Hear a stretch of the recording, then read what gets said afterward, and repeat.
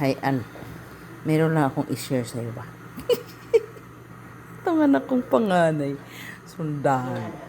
Bumili ba naman ito? Ano ba ito, nak? Sabi niya, Mother, hugasan ng bigas yan. Tapos hugas ako ng bigas. Sabi ko, bakit kaya ito hindi pantay? Gumaganon siya talaga, oh. Ganun. Alam mo yun? Tingnan mo ba siya, oh? Di ba ganun siya, no? Hindi talaga siya pantay, promise. Tapos 3 times kong ginamit. Hindi ko talaga maintindihan. Bakit? Pag igaganon ko, gumaganon siya. Di ba? Pag ginaganon ko siya, gusto ko siyang pumantay ba?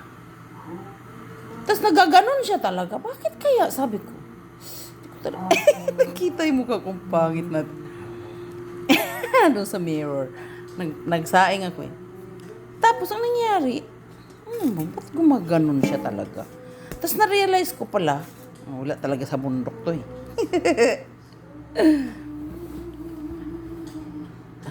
Naku, makita yung panty natin dyan. Nakaganon pala siya. Teka lang. Kaya pala siya, hindi pantay, hindi siya gumaganon talaga.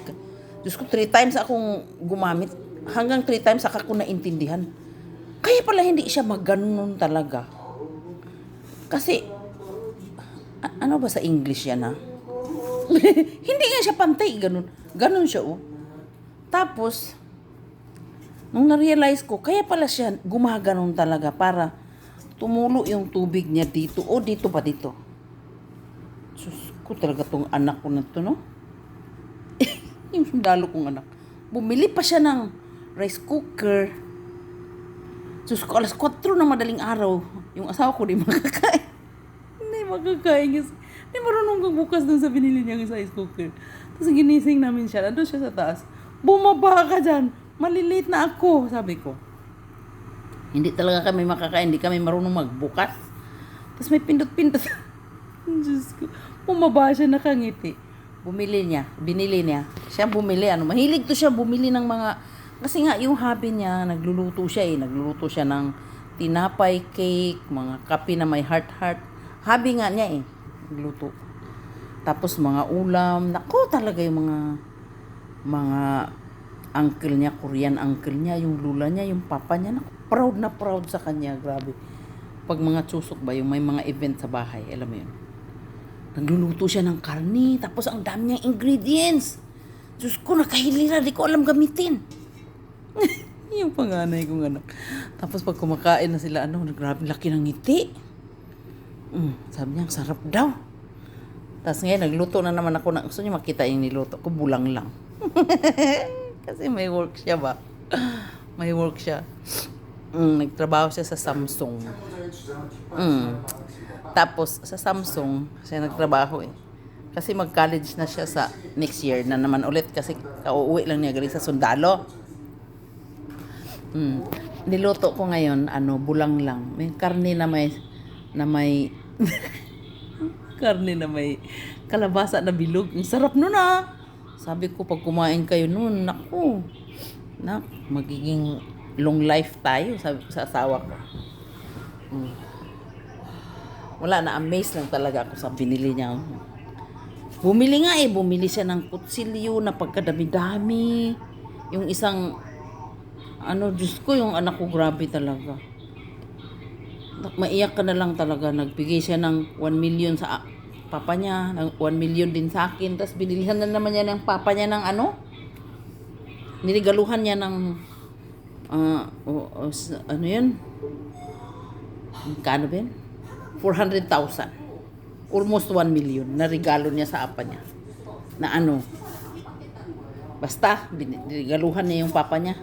Tapos ako din, binigyan din niya ako ng 400,000. Ano ba? Sabi ko na. Huwag ka nang magbigay sa akin. Hindi na ako magpapakita. Gusto niyo ba makita sa labas? Ganyan lang. Huwag ka nang magbigay sa akin.